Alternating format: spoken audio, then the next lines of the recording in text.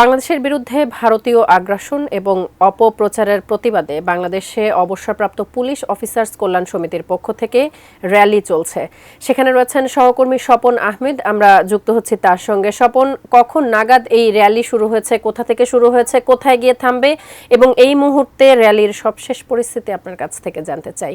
ভারতীয় মিডিয়ার যে বিভিন্ন অপপ্রচার, তথ্য নিয়ে অপপ্রচার, সেটির বিরুদ্ধে কিন্তু প্রতিবাদ বের করেছে বাংলাদেশ অবসরপ্রাপ্ত পুলিশ অফিসার্স যে কল্যাণ সমিতি রয়েছে, সেই সমিতির যে অবসরপ্রাপ্ত পুলিশ সদস্যরা রয়েছে তারা কিছুক্ষণ আগেই তারা এই র্যালি নিয়ে বের হয় এবং এই র্যালিটি মূলত শান্তিনগর দিয়ে প্রেস ক্লাবের সামনে একটি সমাবেশ হবে। সেই সমাবেশে তারা অংশগ্রহণ করবেন। আমরা তাদের কাছ থেকে যতটি কিছুক্ষণ আগেই তারা বলেছেন যে ভারতীয় মিডিয়া বাংলাদেশ সম্পর্কে যে অপতথ্যগুলো দিচ্ছে, সেই অপতথ্য একেবারেই কিন্তু দেশের জন্য ক্ষতিকর এবং এটি আসলে প্রতিবেশী দেশ হিসেবে ভারত যে কাজটি করছে এটি একেবারেই কাম্য নয়, এমনটি তারা এই পুলিশ সদস্যরা আমাদেরকে বলছেন।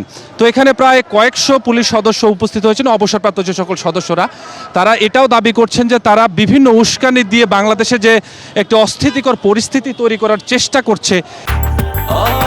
ব্রেকফাস্ট, টিফিন কিংবা স্ন্যাক টাইমে মজাদার আয়োজন মানে অল টাইম ব্রেড।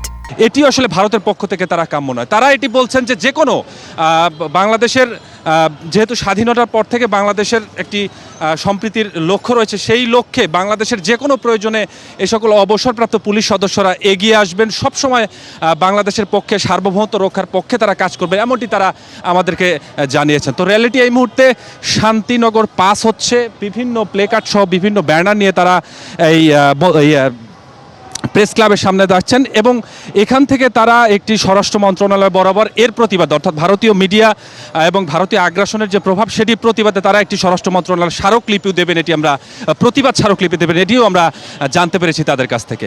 তো আপনি দেখতে পাচ্ছেন এই মুহূর্তে র্যালিটি শান্তিনগর পাস হয়ে সামনের দিকে এগিয়ে যাচ্ছে। তো তারা ওই প্রেস ক্লাবের সামনে সমাবেশ করবেন, সমাবেশের পরেই তারা আসলে মূলত এটি শেষ করবেন।